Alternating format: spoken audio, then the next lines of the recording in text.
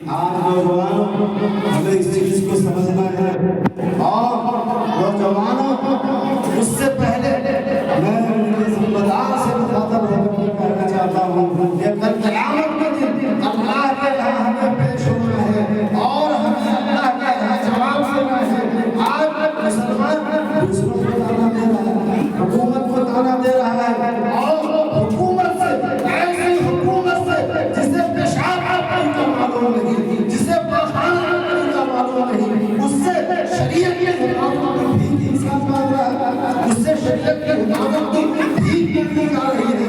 افسوس مسلمانوں تمہاری مسلمانی پر، مسلمانی کا دعویٰ اب حق جانب ہے۔ تم ہی سوچو صحابہ نے تو اسلامی ادا بدلی ہوئی ہے، دوری عداوت سے ہماری عادت بدلی، رحمت کی ادا بدلی۔ آج ہم نے اللہ کو خاموش کر کے، رسول اللہ کو خاموش کر کے دوسروں کے سامنے اپنی حفاظت کی بھیک مانگتے ہیں، کوئی ہمیں بھیک دینے والا نہیں ہے۔ کیوں؟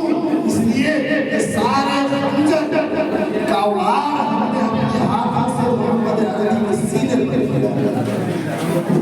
کیسے؟ جمعہ کا دن کیا کرتے ہیں کہ ہفتے کا عید ہوتا ہے، بل سید الایام افضل ترین دن جمعہ کہا جاتا ہے۔ یہ مسلمان جمعہ کا دن اللہ کے دین کو ذبح کرنے کے لیے، اللہ کی شریعت کو ذبح کرنے کے لیے یہ مسلمان جمعہ کا دن جیب میں پیسے لیتا ہے اور جا کر کے بازار میں رسول اللہ کو ذبح کرتا ہے اور کہتا ہے کہ اللہ کی نصرت ہوائے۔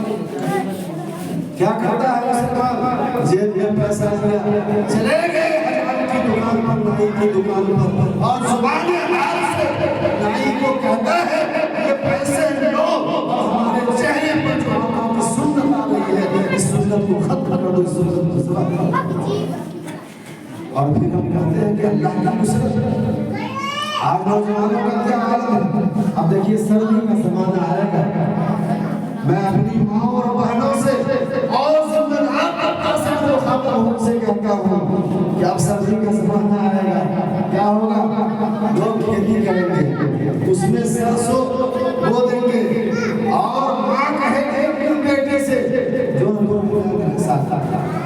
دوسرے کے کھیت سے ساگ توڑ کے بیٹی لا رہی ہے، شاباشی دیا جا رہا ہے، اس ساگ کو گھر میں کھایا جا رہا ہے۔ یاد رکھو مسلمانوں، آج پوری دنیا مل کر کے ہاتھ اٹھائے ہوئی ہے، فلسطین کی حق میں دعائیں کی جاتی ہے، لیکن کسی ایک مسلمان کی دعا قبول نہیں ہوتی ہے۔ کیوں؟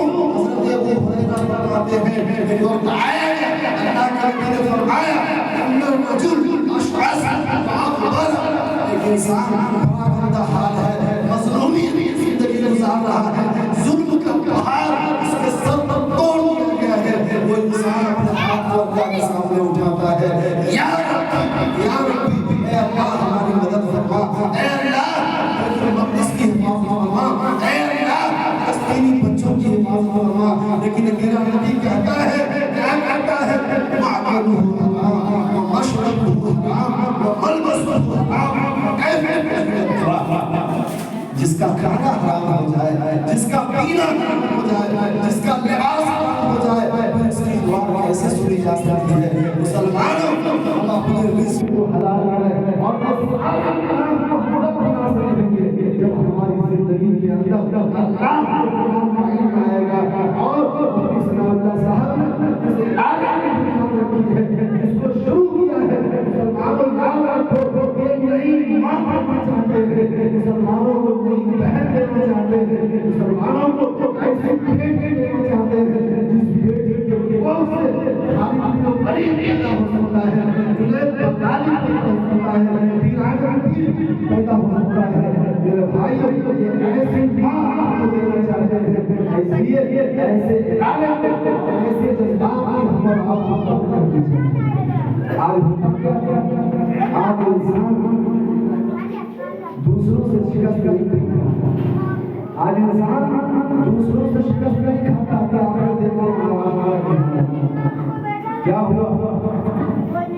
کیا ہوا؟ کہا کہ جب اپنے سب میں منافق ہو تو کبھی بھی وہ جب انسان کی نہیں سکتا۔ ہم سے بہتر